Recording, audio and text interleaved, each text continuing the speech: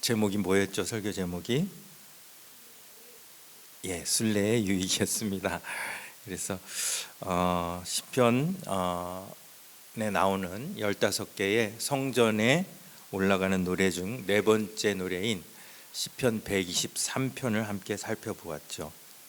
자, 눈으로 시작되어 눈으로 끝나는 이 시편 123편을 통해 우리의 시선은 타인이나 환경이 아닌 창조주 하나님께 언제나 고정되어 있어야 한다는 사실을 함께 생각해 보았습니다. 사실 이 세상을 살다 보면 하나님께만 시선을 맞추는 것이 매우 어렵습니다. 가까운 곳에서 매일 얼굴 부딪히며 사는 사람이 더 먼저 보이기 때문입니다. 아무리 사랑해서 결혼한 부부라 해도 살다 보면 사랑보다 일상이 더 시급하게 느껴지기 때문에 그렇게 사랑했던 사람을 오해하고 비난하며 싸우다 결국 헤어지는 경우가 비일비재합니다. 마찬가지로 우리가 아무리 하나님께 시선을 맞추어 놓았다 해도 일상에서 가장 눈에 먼저 띄는 것에 의해 우리의 시선은 흐트러지게 되고, 이런 일이 반복되다 보면 영혼이 병들게 되고 하나님께 시선을 맞추어야 할 필요성조차도 잊어버리게 되는 것이 우리의 삶이죠. 그럴 때마다 하나님은 그의 백성에게 시선을 조정할 수 있는 시간을 주셔서 순례를 통해 일상을 내려놓고 오직 하나님께만 시선을 맞출 수 있도록 해주셨다는 내용이었습니다. 오늘은 지난주에 이어서 이 성전에 올라가는 노래의 가장 첫 번째 시인 시편 120편을 살펴보려고 합니다. 내가 환난 중에 여호와께 부르짖었더니 내게 응답하셨도다. 여호와여, 거짓된 입술과 속이는 혀에서 내 생명을 건져 주소서. 너 속이는 혀여, 무엇을 내게 주며 무엇을 내게 더할꼬. 장사의 날카로운 화살과 로뎀나무 숯불 이리로다. 시편 123편에는 눈이 문제였습니다. 그런데 시편 120편에는 뭐가 문제인가요? 입이 문제입니다. 입이 문제. 거짓된 입술과 속이는 혀가 시인을 괴롭히고 있습니다. 시인을 환난에 빠뜨리고 생명에 위협을 가하고 있습니다. 세상에는 우리를 무너뜨린 것들이 많죠. 그래서 지난주에 살펴봤던 멸시와 조소도 우리의 영혼을 무너뜨리지만 사실 거짓된 입술과 속이는 혀는 더욱 그러하다는 것이죠. 저의 지난 날을 돌아보아도 지우개로 지울 수만 있다면 싹 지워버리고 싶은 순간들이 참 많습니다. 그럴 때마다 가장 주도적인 역할을 했던 것은 저의 입이었습니다. 지우개로도 지울 수 없는 그런 죄를 눈과 같이 희게 씻어주시는 하나님의 은혜가 아니면 거짓된 입술과 속이는 혀에서 자유로울 수 있는 사람은 아무도 없을 것입니다. 시인은 속이는 혀가 받는 보응에 대해서 이야기를 하고 있습니다. 3절과 4절이죠. 너 속이는 혀여, 무엇을 내게 주며 무엇을 내게 더할꼬. 장사의 날카로운 화살과 로뎀나무 숯불 이리로다. 장사의 날카로운 화살은 무엇입니까? 장사의 날카로운 화살은 신체 어느 부분이라도 박히게 되면 치명상을 입습니다. 그냥 화살도 아니고 장사의 화살입니다. 그냥 장사의 화살도 아니라 장사의 날카로운 화살입니다. 피할 수 없는 보응을 받는다는 것입니다. 그 혀로 다른 사람에게 입힌 상처만큼 날카로운 화살이 속이는 혀를 위해 예비되어 있다는 것입니다. 두 번째는 로뎀나무 숯불을 이야기합니다. 여러분, 로뎀나무 하면 제일 먼저 생각나는 게 사람이 있죠. 누구죠? 엘리야입니다. 엘리야의 몸과 마음이 지쳐 있을 때 로뎀나무 아래에서 쉬었다는 것을 우리가 알기 때문입니다. 그래서 로뎀나무는 아주 크고 잎도 많고 쉬기에 좋은 나무일 거라 생각하기 쉽습니다. 그런데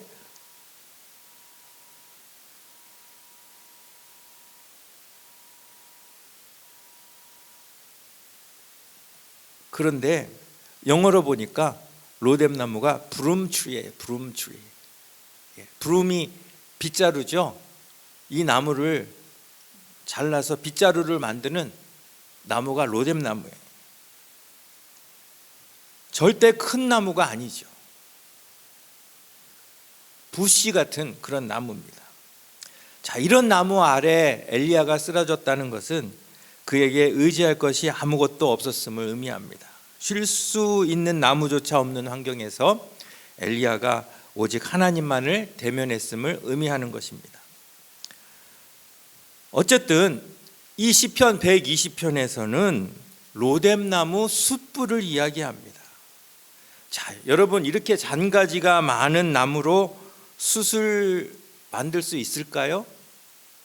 없죠. 숯은 보통 굵은 나무로 만듭니다.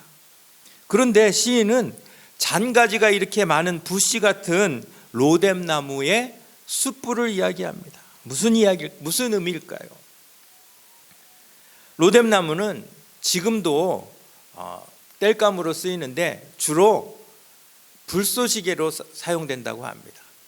불을 붙일 때 잔가지가 많기 때문에 로뎀나무처럼 좋은 불쏘시개가 없다는 것입니다. 자, 그러면 어떤 것이 불이 끄기가 가장 쉬울까요? 불이 잘 붙은 장작, 그리고 숯불, 그리고 불쏘시개, 세 개가 있습니다. 어떤 게 불이 가장 맹렬하게 탈까요? 불쏘시개죠. 차라리 장작에 있는 붙은 불을 끄는 게 쉬울 망정 불쏘시개에 갓 붙은 불은 아주 맹렬해서 꺼지기가 힘들다는 것입니다. 결국 로뎀나무 숯불은 그 누구도 끌 수 없는 맹렬한 불을 의미합니다. 거짓된 입술과 속이는 혀가 받는 보응이 얼마나 맹렬한지 도저히 끌래야 끌 수 없는 불이 거짓된 입술과 속이는 혀를 위해 예비되었다는 것입니다. 얼마나 우리가 입을 조심해야 하는지를 시인은 이야기하고 있습니다. 이런 이야기를 하면서 시인은 가장 먼저 누구를 돌아봤을까요? 자기를 괴롭게 하는 타인의 입술, 타인의 혀를 생각했겠지만 그 가운데 가장 먼저 자기의 입술, 자기의 혀도 돌아보게 되었을 것입니다. 결국 이스라엘 백성들은 이 순례를 하면서 자신의 눈도 조정을 하고 자신의 입술도 조정하는 기회를 가진 것입니다. 전승에 의하면 성전에 올라가는 예식을 한다고 합니다. 그런데 이 예식을 하면서 백성들이 15발자국 걷고 그 다음에 여기에 있는 15 노래 중에서 하나를 부르고 또 15발자국을 걷고 또 노래를 하나 부르고, 자, 이런 식으로 불렀다고 합니다. 하지만 백성들은 이 예식뿐 아니라 먼 순례의 길을 왕복하면서도 이 노래를 불렀을 것이고, 그러는 동안 그들의 눈과 입은 자연스럽게 하나님 앞에서 조정되었을 것입니다. 자, 이렇게 4절이 끝나고 5절부터는 시의 분위기가 완전히 바뀝니다. 드라마의 장면이 바뀌듯 시인은 자신이 살고 있는 환경을 이야기합니다. 5절이죠. 한번 같이 읽겠습니다. 시작. 메색에 머물며 계달의 장막 중에 머무는 것이 내게 화로다. 시인이 살고 있는 환경이 매우 흥미롭습니다. 당연히 이스라엘 지파와 함께 섞여 살아야 하는 백성인데 왜 메색과 게달의 장막에 머물고 있을까요? 자, 메색이 어디인지 한번 알아보도록 하겠습니다. 성경 사전을 찾아보니까 이렇게 기록이 되었더라고요. 메색, 야벳의 여러 아들 가운데 하나이다. 이들의 후예는 소아시아 동부인 안티타우르스 산맥의 양편에 살았다. 에스겔서에서는 메색이 두발과 야완과 함께 두로에 노예와 놋그릇을 파는 무역상으로 등장한다. 시편에서는 거칠고 호전적인 게달인과 함께 언급되었다. 여기 시편은 오늘 읽은 시편 120편 5절 말씀이에요. 근데 메색에 머물고 게달의 장막에 머문다 함께 언급되었다는 것이죠. 자, 그러면 이것을 정리하면 어떻습니까? 메색은 노아의 세 아들 중에 셈, 함, 야벳 중에 야벳의 아들이고 그 후손들이 메색이란 이름으로 어디에 살았다고요? 소아시아가 어디입니까? 지금의 터키입니다. 그러니까 예루살렘에서 성전에서 가나안에서 바라봤을 때는 수백 킬로 북쪽으로 올라가는 소아시아입니다. 그리고 주로 무역을 했던 그러한 사람이라는 것이죠. 자, 그러면 게달은 또 어떻게 나와 있습니까? 게달은 인명과 지명이 따로 나와 있는데 인명은 이렇게 되어 있습니다. 아브라함의 첩 하갈 사이의 아들, 하갈의 아들 이스마엘의 둘째 아들이다. 또는 게달에 의해 이루어진 종족을 가리키기도 한다. 이들은 아라비아 유목민 중에 하나로 활을 잘 쏘고 가축을 많이 길러 부유했으며 검은 염소털로 만든 장막에 살았다. 선지자 이사야와 예레미야는 게달의 멸망에 대한 예언을 하였다. 자, 게달 지명도 나오는데요. 이스마엘의 아들로부터 유래된 종족과 영토 이름이다. 이들은 대부분 유목민으로 양을 쳤으나 때때로 마을들을 침입하기도 하였는데 팔레스타인 동쪽의 사막 지역에 거주하였다. 자, 정리하면 어떻습니까? 게달은 누구의 아들이요? 이스마엘의 아들이고 둘째 아들이고, 자, 어떤 직업이요? 유목민으로서, 자, 어디에? 이스라엘의 동편 아라비아 사막에 거주하는 사람입니다. 염소털로 장막을 치고 살았기 때문에 검은 장막을 보면 사람들이 저거는 게달의 장막이구나 이렇게 알았다는 것이죠. 그리고 옮겨 다니는 곳마다 이 사람들은 어떻게 했습니까? 그 현지인들과 부딪히고 싸웠다는 것입니다. 자연스럽게 호전적인 민족으로 악명을 떨치게 되었던 것이죠. 자, 그런데 여기서 한 가지 문제점을 발견하게 됩니다. 뭐냐면, 자, 시인이 어디에 살았다고 했어요?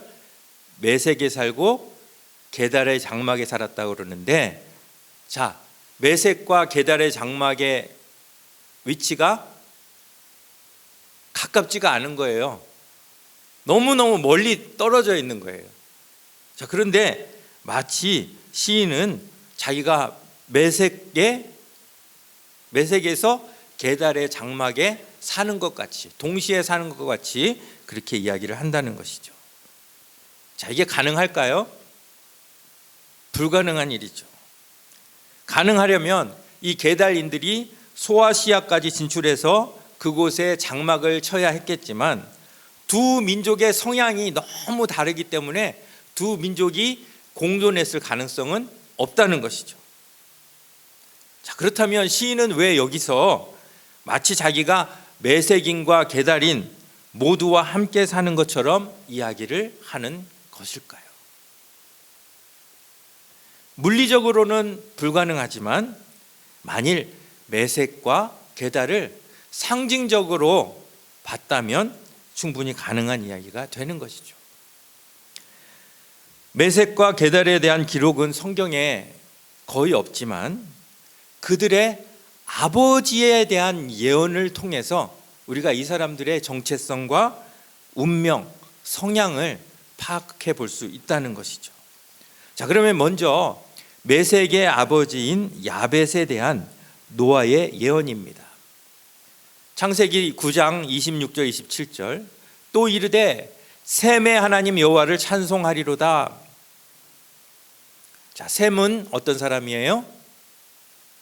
하나님의 백성이 됐어요. 그래서 셈의 하나님 여호와 이렇게 이야기를 하고요.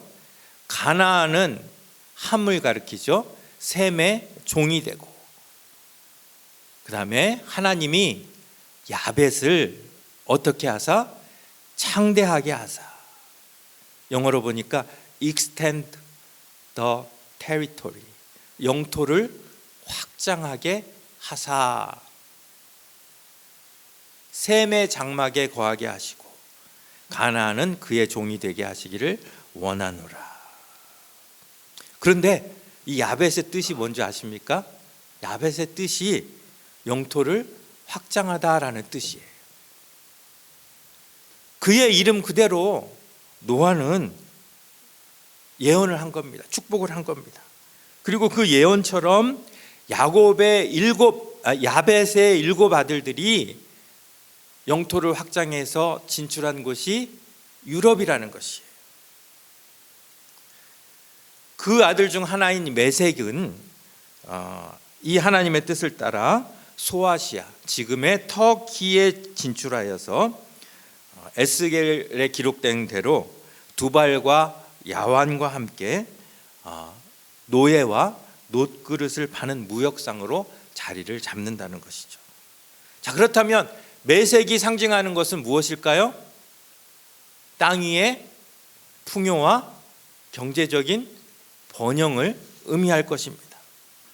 자, 그렇다면 이스마엘의 아들 게달은 어떤 의미였을까요? 하갈이 이스마엘을 임신했을 때 여호와의 사자는 이스마엘에 대해 이렇게 이야기를 합니다. 창세기 16장 11절 12절, 여호와의 사자가 또 그에게 이르되 내가 임신하였은즉 아들을 낳으리니 그 이름을 이스마엘이라 하라. 이는 여호와께서 내 고통을 들으셨음이라. 자, 그리고 이스마엘에 대해서 어떻게 예언합니까? 12절 같이 한번 읽겠습니다. 시작. 그가 사람 중에 들나귀같이 되리니 그의 손이 모든 사람을 치겠고 모든 사람의 손이 그를 칠지며 그가 모든 형제와 대항해서 살리라 하니라. 자, 이스마엘의 삶을 한마디로 뭘로 정의합니까? 들나귀. 보통 나귀는 사람에게 길들여져서 사람과 함께 살게 되어 있습니다. 그런데 이 들나귀는 길들여지지 않는 존재예요. 사람의 말도 듣지 않고 사람과 공존이 불가능한 이리저리 날뛰는 존재가 바로 들나귀예요. 그러다 보니까 그의 손이 모든 사람을 치고 모든 사람의 손이 그를 치고 그가 모든 형제와 대항해서 살리라. 싸우면서 살리라.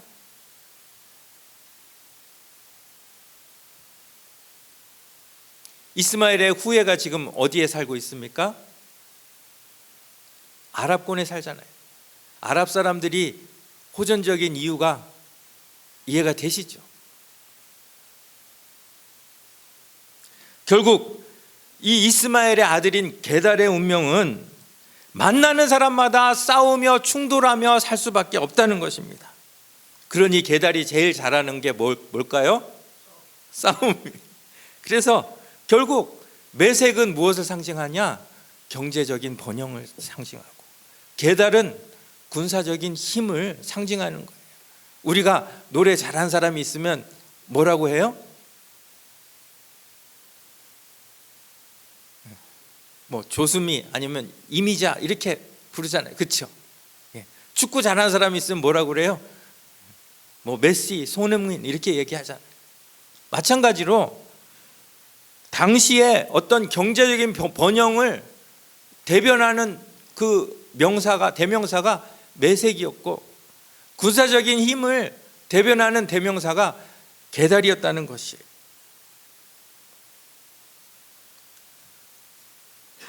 그렇기 때문에 시인은 실제로 메섹과 함께 터키 지역에 산 것도 아니고 게다림과 함께 아라비아에 산 것도 아니지만 이제까지 자기가 마치 그 사람들과 사는 것처럼 부를 위해서, 힘을 얻기 위해서 살아왔음을 고백하는 거예요.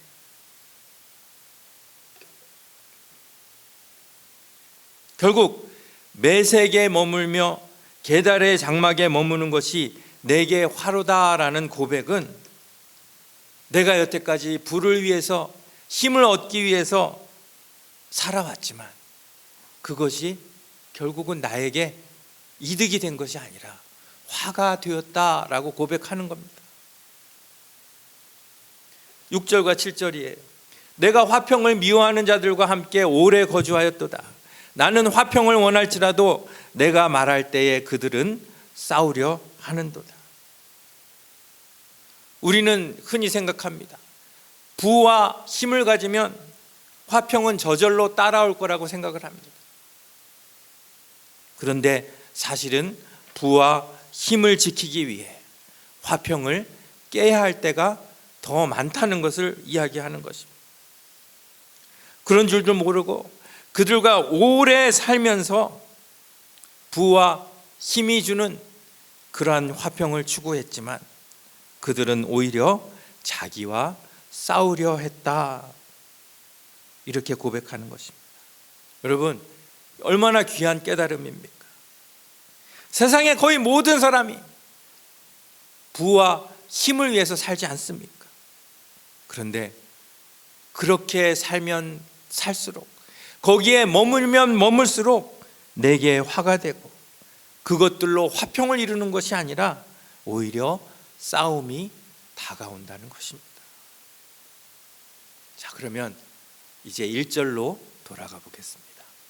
1절 우리 한번 같이 읽습니다. 시작. 내가 환난 중에 여호와께 부르짖었더니 내게 응답하셨도다. 자, 그러면 이 시편 120편의 내용을 두고 봤을 때 시인이 지금 하나님께 어떤 응답을 받은 건가요?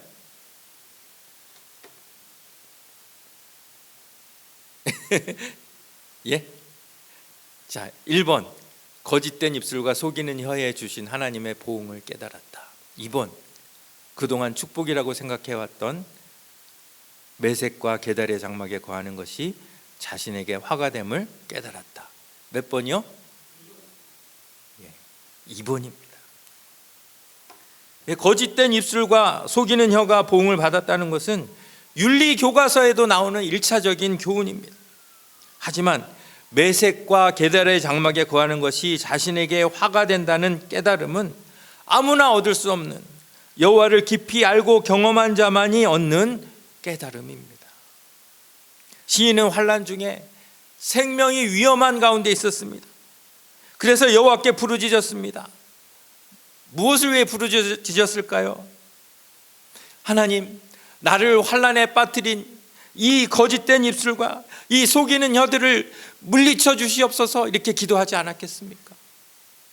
그런데 하나님은 시인이 구했던 것을 없애주시는 대신 시인의 처지와 상황을 정확한 눈으로 보게 하시는 것으로 응답하셨다는 것이죠.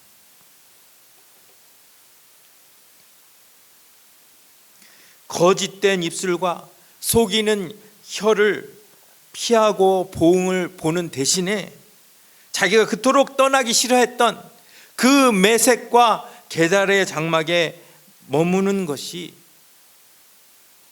화기 때문에 그곳을 빨리 떠나는 것이 환난을 면하는 가장 큰 근본적인 해결책임을 깨달았다는 것입니다. 결국 우리에게 닥치는 환난, 문제, 위협 어디에서부터 옵니까? 화평을 깨는 것, 메섹과 게달의 장막에 머물고자 하는 나의 욕심에서부터 온다는 것입니다. 하나님의 응답이 참 너무나 놀랍지 않습니까? 우리는 물질적인 것을 구하는데 하나님은 그 물질적인 것에서 마음을 내려놓도록 응답하신다는 것입니다. 2024년을 맞으면서 여러분은 어떤 기도 제목으로 하나님께 나아갑니까? 나를 괴롭히는 것을, 나를 어렵게 하는 것을 물리쳐 주시옵소서. 저 거짓된 입술, 저 속이는 혀를 없애 주시옵소서. 나에게 더 좋은 매색을 주시옵소서. 더 강한 계달의 장막을 허락하시옵소서 라고 부르짖는 성도에게 하나님은 뭐라고 응답하십니까? 매색에 머물며 계달의 장막에 머무는 것이 내게 화로다. 그것을 깨닫게 해주시는 하나님이십니다. 우리 한번 같이 읽겠습니다. 시작. 매색에 머물며 계달의 장막에 머무는 것이 내게 화로다. 믿으십니까? 아멘. 자, 그럼 여기 나에다가 자기 이름을 넣어서 한번 읽겠습니다. 자, 저는 김은찬 이렇게 읽으셔야 되고 여러분이 김은찬이라고 하시면 안 되고요. 자, 자기 이름을 넣으셔서 읽어보겠습니다. 시작. 매색에 머물며 계달의 장막에 머무는 것이 김은찬에게 화로다. 아멘.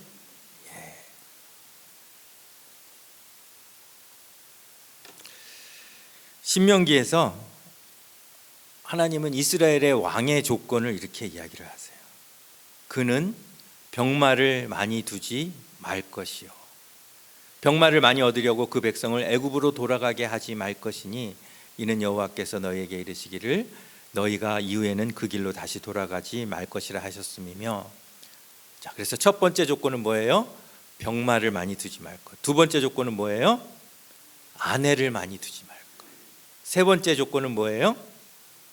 은금을 많이 쌓지 말 것. 자, 이것을 시편 120편식으로 얘기하면 뭐가 될까요? 예, 화 맞습니다. 근데 뭘까요?